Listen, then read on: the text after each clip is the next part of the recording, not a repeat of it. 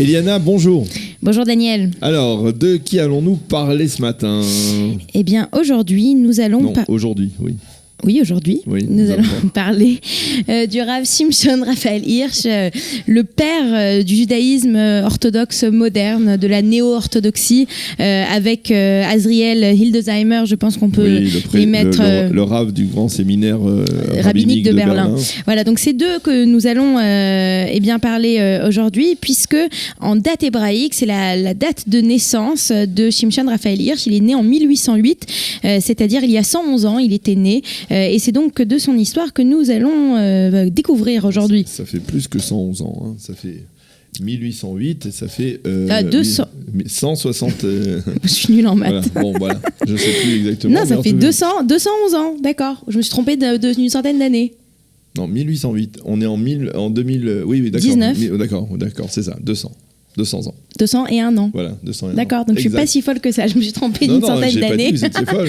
Mais enfin. Bon, allez. Alors, il naît à Hambourg. Son père était un marchand, mais bien qu'il soit un marchand, le maximum de son temps, il le consacrait à l'étude de la Torah, puisque son grand-père, qui s'appelait Mendel Frankfurter, avait déjà à l'époque construit et créé le Talmud Torah de Hambourg.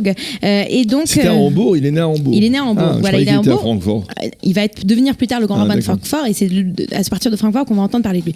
Et donc il va être l'élève du Chacham Isaac Bernays, et c'est de cette éducation qui va l'entraîner en fait à la vocation rabbinique. Alors il faut dire qu'il va étudier le Talmud, et ensuite il va aller à l'université de Bonn, où c'est là qu'il va côtoyer son antagoniste Abraham Geiger, l'un du judaïsme réformé, dont on avait parlé il y a quelques mois, quelques années, je ne sais plus. Alors il va être élu grand rabbin en 1830, donc il est jeune, hein, s'il est né en 1808, c'est-à-dire qu'il a 22 ans. Il est grand rabbin de la principauté d'Oldenburg, et c'est à cette période qu'il va écrire peut-être l'ouvrage qui va le faire connaître... non, pas du tout. 19 lettres sur le judaïsme. Ah, pardon, d'accord. Ces 19 lettres sur le judaïsme, c'est qu'il publie sous un pseudonyme. C'est en fait une présentation intellectuelle et brillante du judaïsme orthodoxe en allemand. C'est la première fois qu'on a une chose pareille. Jusqu'à cette époque, on peut dire ça comme ça, pour être lettré en judaïsme, il fallait parler hébreu. Et en fait, Shimshon Raphaël Hirsch va prendre le taureau par les cornes, et va comprendre que pour permettre de donner accès au judaïsme à tout le monde, je vois que ça rigole, eh bien, il va falloir le dire en allemand. Et c'est à ce moment-là, donc ces 19 lettres qui sont en fait des lettres qui n'existent, des lettres qu'il va inventer en fait, de questions que de jeunes juifs allemands lui poseraient, eh bien il va y répondre. Et c'est à partir de ce moment-là qu'il va quand même commencer à se faire extrêmement connaître.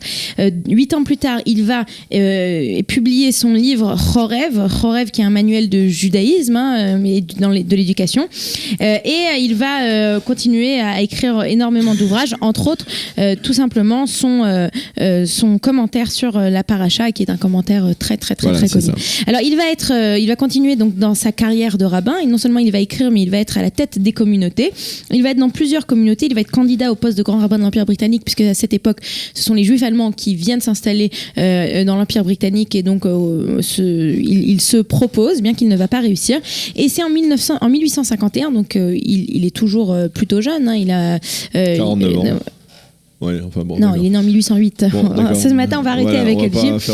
Il a moins de 50 ans, justement, et il va accepter le poste de rabbin à Francfort-sur-le-Main. Alors, à Francfort, c'est là où, en fait, on a une communauté qui est largement réformée, et on a quelques personnes qui ne le sont pas, et qui souhaitent garder une vision orthodoxe.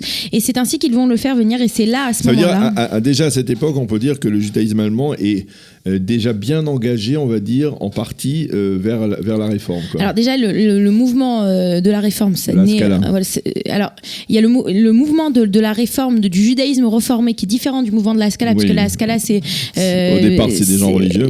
La Haskalah, c'est juste une ouverture au monde laïque. C'est Mendelssohn qui le commence, et Mendelssohn, lui, il propose pas un judaïsme réformé, et ses enfants et ses petits-enfants ne seront plus juifs au final.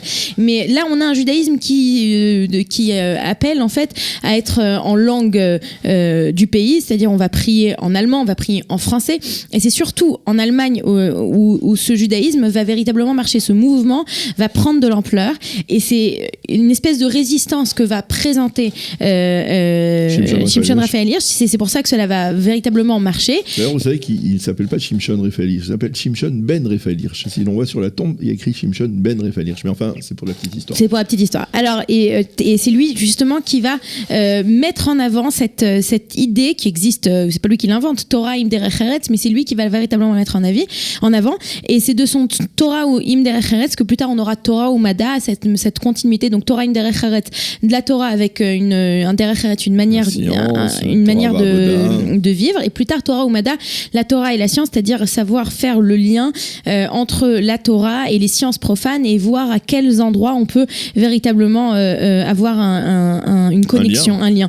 Et ce qui est très important aussi de préciser, c'est qu'à cette même époque, on a en Allemagne les meilleures universités du monde, et on a des universités de théologie, et des facultés de théologie, et surtout des facultés de Bible. Et c'est pour cela qu'il faut comprendre que les attaques, entre guillemets, contre le judaïsme traditionnel ne viennent pas seulement de la communauté, mais elles viennent aussi des grands penseurs de l'époque, pour qui, la Torah, on peut la découper en petits morceaux et on peut l'analyser de façon complètement scientifique, chose à laquelle le judaïsme traditionnel s'oppose. Alors, est-ce qu'on peut dire que par exemple Adriel Hildesheimer, il était dans sa continuité ou ils étaient ensemble, et alors Adriel Hildesheimer, si on peut dire, lui ce qu'il va faire, alors que Shimshon Raphaël Hirsch va être à la tête d'une communauté, lui il va former des leaders de communauté, et on sait aujourd'hui que son apport au judaïsme mondial a été très très important. Merci beaucoup Eliana.